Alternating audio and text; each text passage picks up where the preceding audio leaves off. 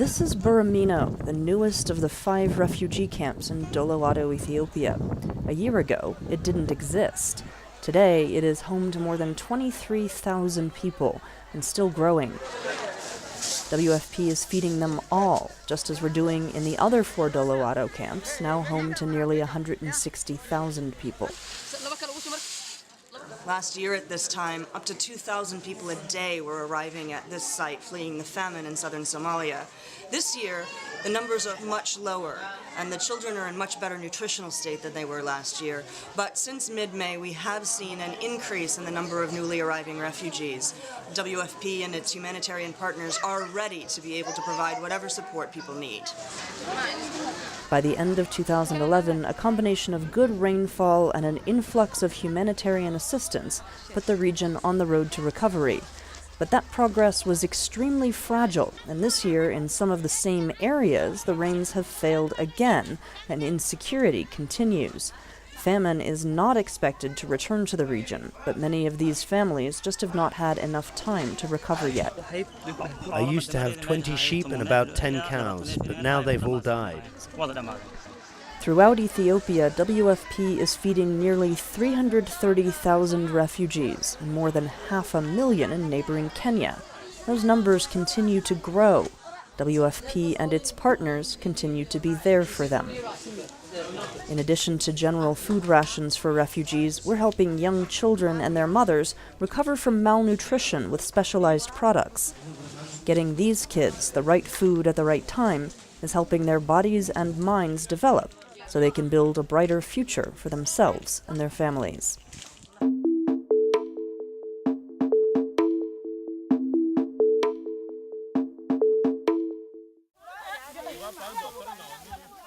It's harvest time in Ivory Coast, but this rice is not destined for the dinner table. This women's cooperative is producing high-quality rice seeds, which they sell to a government-run seed bank. In a country reeling from a decade of civil war, these farmers are playing a key role in reducing poverty. Madame Nandia Fofana is president of this co-op. They started growing rice for seeds 2 years ago and are already reaping the benefits. Before, it was only suffering. There wasn't any food to eat. But now, selling these rice seeds, we can buy food, and we are doing well. Nandia's group is growing Witter 9, a productive and more pest-resilient breed of rice, and have almost doubled their yield and their profits.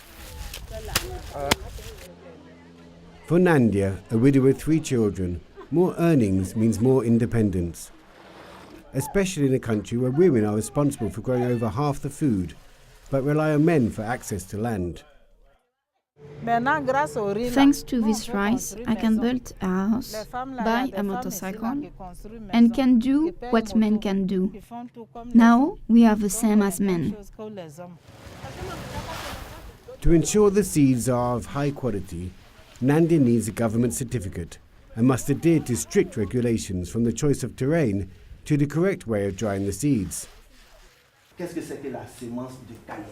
Together with 30 other rice producers from different zones, Nandia was selected to attend a 2-day intensive training course and had the opportunity to share experiences with fellow rice growers. So far, over 800 farmers have been trained to grow quality rice seeds. All seeds produced are sent to a government warehouse.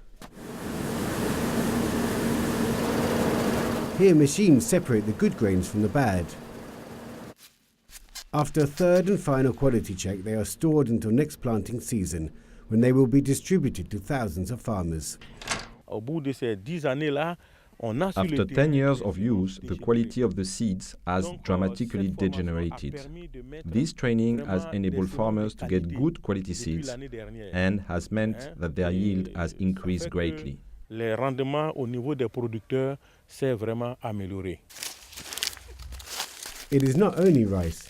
Maize, yams and cassava cultivations are all being improved through this project, which is part of the European Union's €1 billion food facility and is managed by IFAD, the UN agency dedicated to rural development.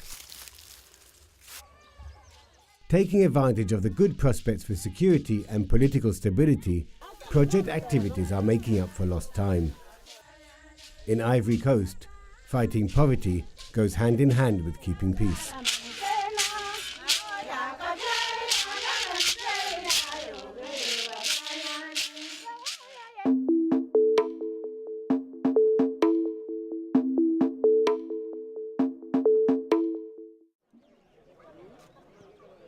The Republic of the Gambia, a small West African country on the southernmost border of the Sahel region, has suffered severe crop failures this year.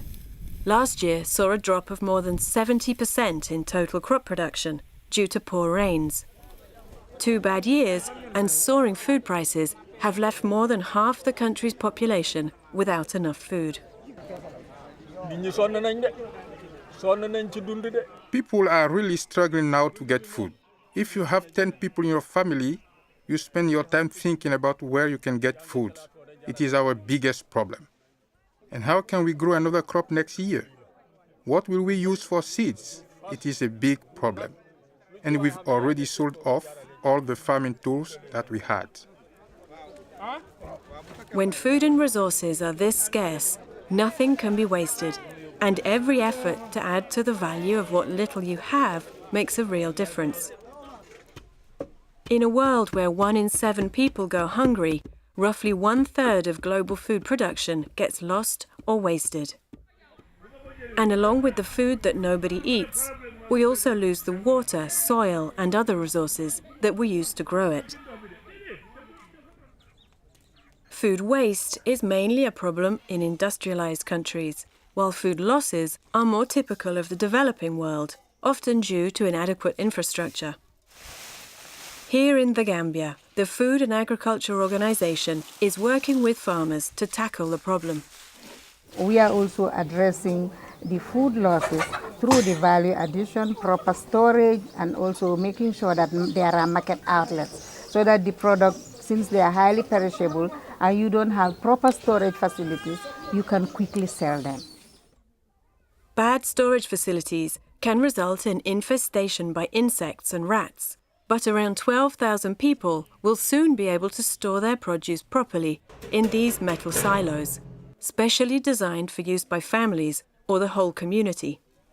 These farmers have learned how to cure their onions by leaving them out to dry before bagging them. This will ensure that they don't rot and can be stored for up to 6 months.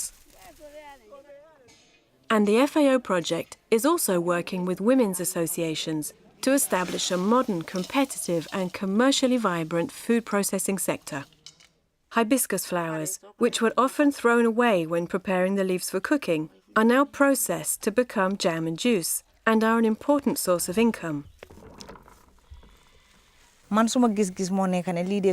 This initiative helps us be more self-sufficient. We can invest more in our farming, get better yields, and live in better conditions. As smallholders, we work hard, but we also reap the benefits. All we have is agriculture, so we are interested in anything that can make us more self-sufficient. Thanks to effective marketing techniques, the products are being sold throughout the country. This additional source of income makes a real difference for small-scale farmers whose livelihoods are threatened by poor harvests. And the impact of the project will be felt for years to come, because with their new skills, many women, like Unde, are looking forward to starting their own companies. We have seen they had said that, the skills she had developed joining this group, she can use it to develop herself into a big entrepreneur, and that's what she's working towards. FAO and partners are working together on the Save Food Global Initiative on food loss and waste reduction. If we are to eradicate hunger, everybody involved in food supply chains, from producers to consumers, must change management practices, technologies, and behavior. For Hungry Planet, this is Boudica Downs.